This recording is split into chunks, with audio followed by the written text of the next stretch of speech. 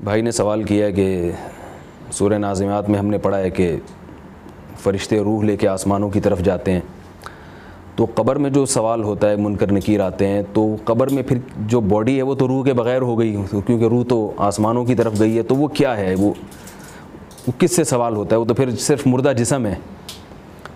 اس سوال کو اور میں مزید پختہ کرنے کے لیے مزید ایک بات کہتا ہوں کہ قرآن مجید میں آتا ہے کہ نیک لوگوں کی روحیں علیین میں ہیں، تو یہاں بھی ایک سوال ہوتا ہے کہ علیین تو آسمانوں میں ہے، وہ مقام ہے۔ تو دیکھیں، یہ روحیں جب آسمان کی طرف جاتی ہیں تو ان کا اس باڈی سے کچھ نہ کچھ تعلق رہتا ہے، یہ قرآن و سنت سے ثابت ہے۔ وہ کس نوعیت کا تعلق ہے اس کی حقیقت ہمیں معلوم نہیں ہے۔ اس کی مثال ایسے ہے جیسے قرآن مجید نے موت کو نیند سے تشبیہ دی ہے۔ اب آپ دیکھیں، ایک آدمی جب سوتا ہے تو اس کی روح کا اس کے جسم سے تعلق کمزور ہو جاتا ہے۔ قرآن میں آتا ہے اللہ یتوفی الانفس حین موتها واللتی لم تمت فی منامها، کہ جب تم سو جاتے ہو تو اللہ تمہاری روحوں کو قبض کر لیتا ہے۔ کیا مطلب؟ روح کا جسم سے تعلق کمزور پڑ گیا، اور فرمایا جب تم مرتے ہو تو بھی اللہ تمہاری روح کو قبض کر لیتا ہے۔ تو موت اور نیند بہنے ہیں آپس میں، یعنی ایک دوسرے کے مشابہ ہیں۔ فرمایا کہ پھر کیا ہوتا ہے کہ جب تم اٹھتے ہو تو ہم تمہاری روح دوبارہ لوٹا دیتے ہیں، اور موت میں نہیں لوٹاتے، بلکہ موت میں روح جب لوٹے گی جب قیامت قائم ہوگی، اس وقت یعنی مرنے کے بعد پھر روح لوٹے گی اور پورے زندہ ہو جاؤ گے۔ لیکن جب ہم سوتے ہیں، اللہ ہماری روح کو قبض کرتا ہے تو ہماری روح بھٹک رہی ہوتی ہے، کبھی امریکہ جا رہے ہیں، جاپان جا رہے ہیں، اور پتہ نہیں کیا کیا سیر کر کے آ رہے ہوتے ہیں، اور یہ پوری جسم میں نہیں ہوتی۔ مگر اس کا یہ مطلب نہیں ہے کہ جسم کا اس سے تعلق نہیں ہے۔ اس عالم خواب میں وہ روح کہاں کہاں جا رہی ہے، مگر اس مادی زندگی میں اس روح کا ہمارے جسم سے تعلق ہوتا ہے۔ تبھی آپ کسی سوتے ہوئے آدمی کے سامنے چیخ کے بات کریں یا بہت زور سے بات کریں، وہ جاگ جاتا ہے۔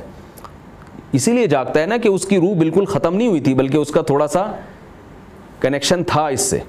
تو موت کے وقت بھی یہ کنیکشن کچھ نہ کچھ باقی رہتا ہے، مردے کے کسی بھی جسم کے جزو کے ساتھ اس روح کا تعلق باقی ہوتا ہے، اور برزخ میں وہ آسمانوں کی سیر بھی کر رہی ہوتی ہے۔ تو اس لیے یہ سب ایک دوسرے کے منافی نہیں ہے، کیونکہ ہم نے بھی مر کے دیکھا نہیں ہے، تو وہ ہم اس مادی زندگی کو اس برزخ کی زندگی سے نہیں سمجھ سکتے۔ اور احادیث سے یہ بات ثابت ہے کہ جب ہم مر جاتے ہیں، ہماری روح نکلتی ہے، تو قبر سے بھی اس کا تعلق رہتا ہے، مگر اس عالم ارواح میں دوسری روحوں سے بھی اس کی ملاقات ہوتی ہے۔ ایسے بہت سارے واقعات ہیں صحابہ کرام کے کہ موت کے وقت وہ خوشی سے رو رہے ہیں۔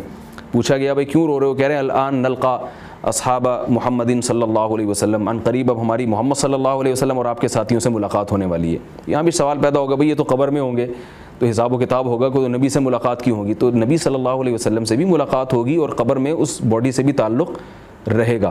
بالکل ایسے جیسے خواب میں ہم کسی سے بھی مل سکتے ہیں، لیکن اس کے باوجود اسی بستر والے جسم سے بھی ہماری روح کا تعلق رہتا ہے۔ وہاں عالم خواب میں ملاقاتیں بھی ہو رہی ہیں، اور اس بستر پہ جو ہمارا جسم اور ہماری جو باڈی پڑی ہوئی ہے اس سے بھی ہمارا کنیکشن اس روح کا کسی نہ کسی درجے میں قائم رہتا ہے۔ تو یہ رہتا ہے قائم قبر میں، اسی کنیکشن کے قائم ہونے کی وجہ سے ہمیں عذاب بھی محسوس ہو سکتا ہے اور لذت بھی محسوس ہو سکتا ہے۔